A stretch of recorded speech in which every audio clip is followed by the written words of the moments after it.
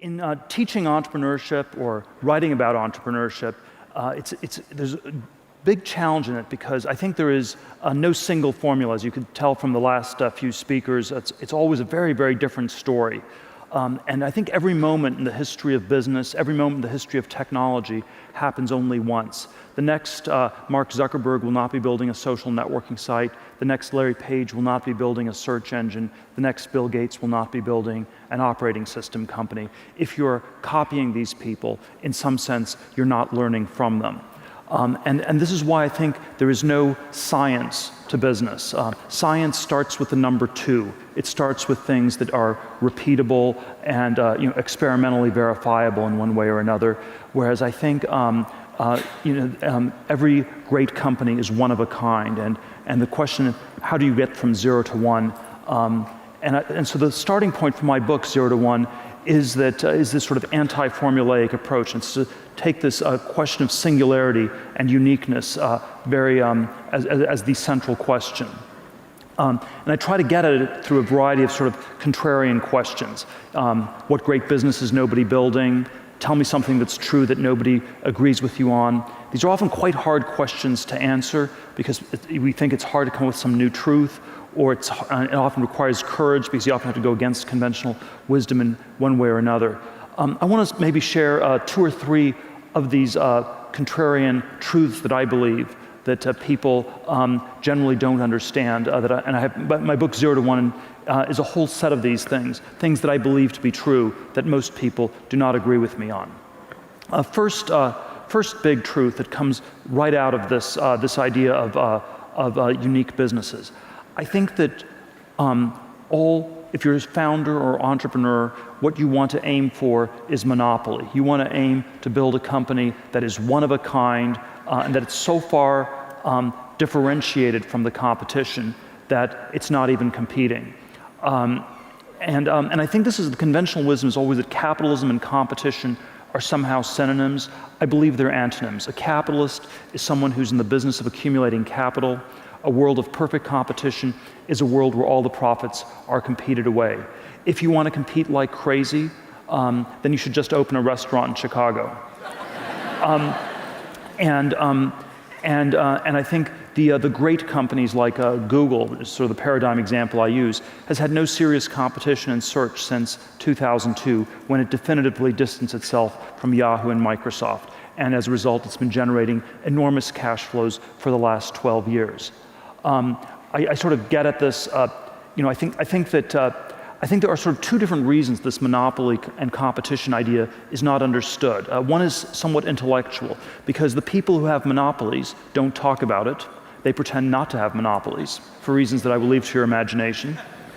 And the people who don't have monopolies pretend to have something unique about their business, because otherwise nobody would invest or give them any money.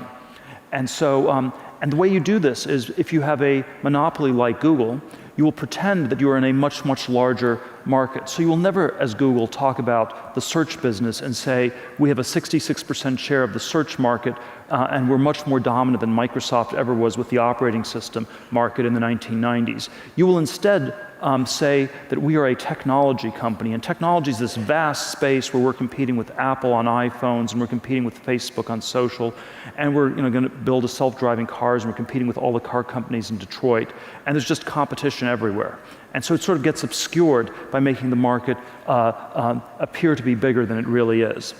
And then conversely, if you were to listen to my talk today and run out of here and decide you had to start a restaurant immediately, and you talk to various investors, and they'd say, well, I don't want to invest in a restaurant because I know they all go out of business, I will lose all my money. You will tell them some idiosyncratic story where this is a one-of-a-kind restaurant. It's completely unique and very different from all the others. It is the only British, Nepalese fusion cuisine within downtown Chicago. And so there's sort of this fictional story that gets told the other way. And so I think that because of these distortions that people tell about their businesses, I think this monopoly question ends up being very, very underappreciated and we sort of underweight it as a variable intellectually. But I think there's also sort of a second reason that this is not understood that well.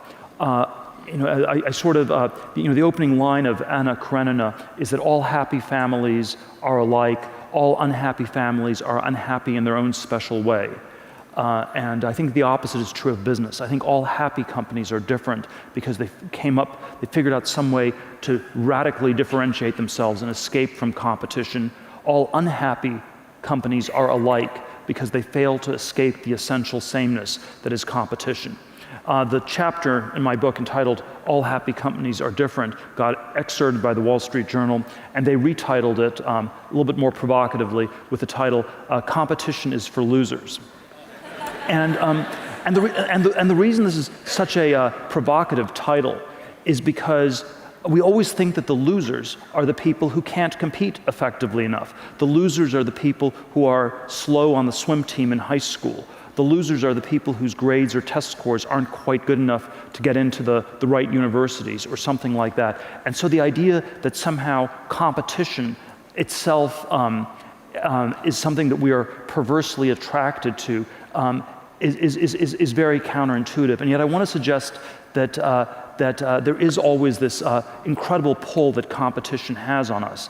The autobiographical anecdote in my book, when I was a teenager in my 20s, and the advice I'd give my younger self, was incredibly driven by these sort of competitive dynamics. My 8th grade junior high school yearbook, one of my friends said, "I know you're going to make it into Stanford in 4 years," and sure enough, I got into Stanford 4 years later, then went to Stanford Law School, and then ended up at a big law firm on Wall Street.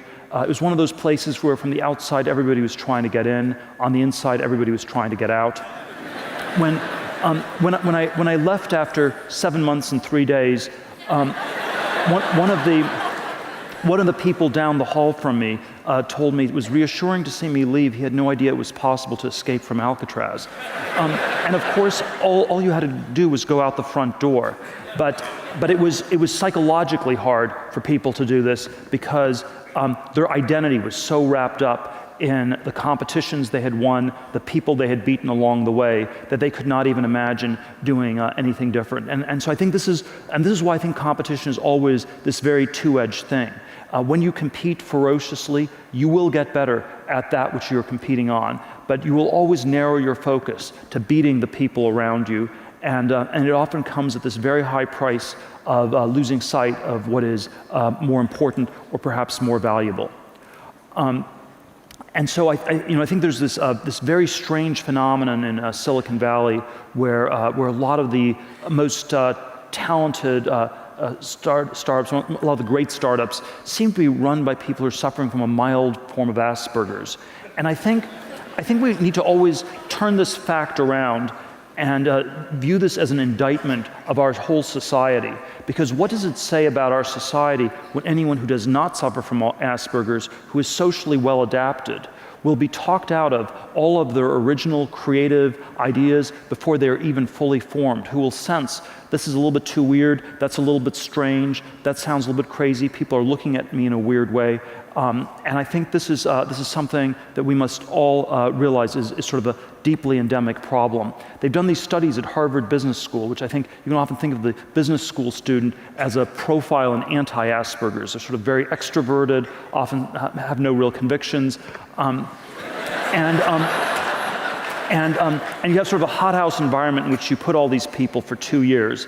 And at the end of the 2-year process, they've all sort of talked to each other and they've concluded they should all try to catch the last wave. And it's invariably a pretty bad idea. In 1989, they all wanted to work for Michael Milken, just a year or two before he went to jail.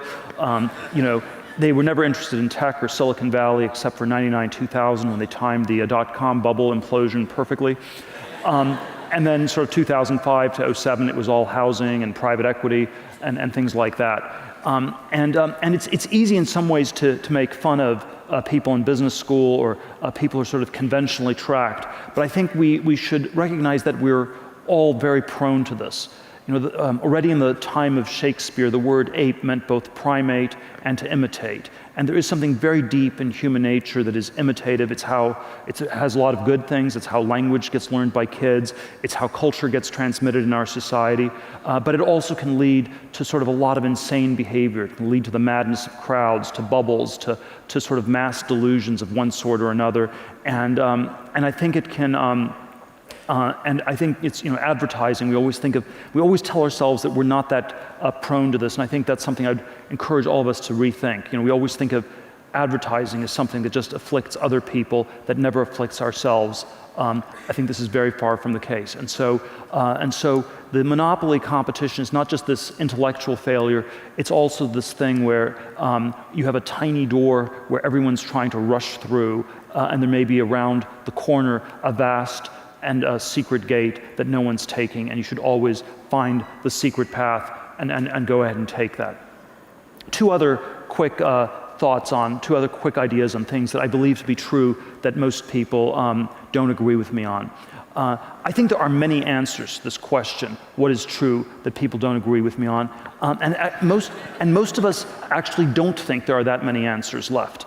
We think that all these answers have been discovered. And I sort of give a trichotomy in my book of conventions, which are truths everybody already knows. The other end, there are mysteries, which are truths that we can't that nobody in this world can figure out. And then there are things that are in between that are hard. It takes a lot of work, but if you apply yourself, you could figure those out. And I call those secrets. And I think there are many secrets left. Now, there are certain areas where it's not that promising to look. So, if you were growing up in the 17th or 18th century, there were some empty spaces on the map, and you could become an explorer and discover some more secrets about geography. Or in the 19th century, there were still some empty spaces left on the periodic table of elements, and you could go into chemistry and discover some things in basic chemistry.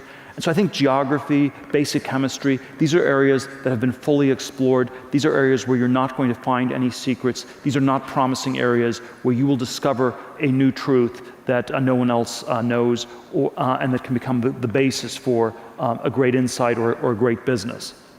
But I think most areas are not like this. And I think that there are many directions we can go in where the frontier is still surprisingly close.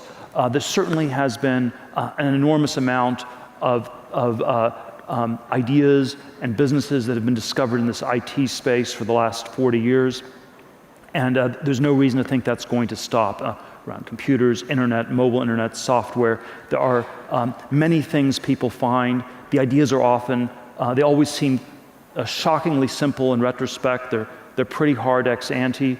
When we came up at PayPal with combining email with money, that was a secret. It was not an easy thing to figure out. No one else in the world had figured it out, but it was far from impossible to do. And once we came up with the idea, we thought, wow, it's amazing no one's thought of this yet. We have to really execute fast before anyone catches up. And so I think there are many things, there are many secrets like this that are left to be discovered. And we see this with all the new businesses that emerge in these areas. I actually think that we should try to find some in a number of other areas.